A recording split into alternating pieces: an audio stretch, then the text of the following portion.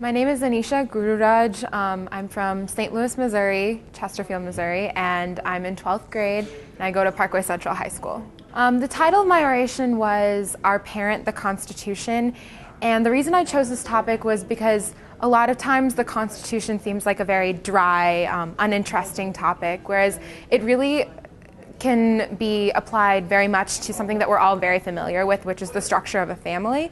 And by sort of making that analogy, that metaphor in my speech, I think more people could relate to it and understand really what the document is all about. A lot of my preparation actually was a result of my classes that I've taken in high school. I took an AP government class last year and I learned a lot. We had an extensive unit on the Constitution, and my AP government teacher was extremely helpful also in this process with telling me what to do, pointing me in different directions for resources.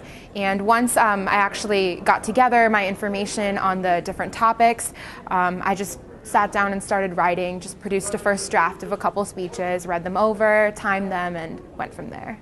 The way I prepared for the assigned topics was I really did create almost a speech for each one ahead of time in order to be able to quickly know as soon as I got whatever amendment, to be able to quickly say, this is my speech and this is how I'm going to present this amendment. And in that way, even if you don't have a outline speech, if you even have points in an outline that can remind you of what you want to say about the amendment, it's extremely helpful. I guess was a little bit nerve-wracking yesterday, going through the contest and wondering whether or not you're going to move forward. But today during the finals, it was just a really great accomplishment even to be at this spot. I wasn't expecting it because this is my first year, and just being here, being with the other two finalists, we were all very calm backstage and just having fun, and it was really just almost like a normal, just a speech that I did on my own, as opposed to the national finals, which I think helped. I was just searching for some scholarships and things like that because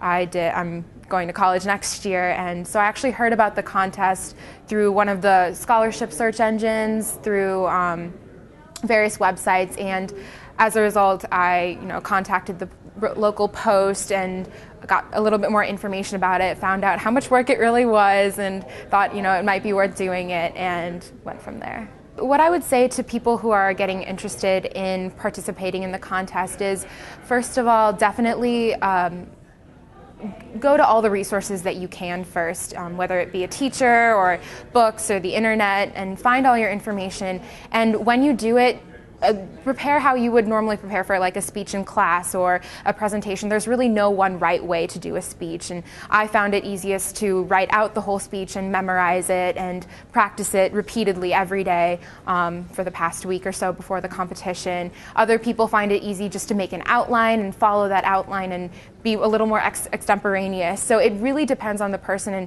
it's really important for them to find out how they specifically operate in terms of their speeches. What I've learned from this, beyond just, of course, the research that it involved in preparing the speeches, I think about myself, I've learned a little bit about how much motivation that I can find within myself that I don't.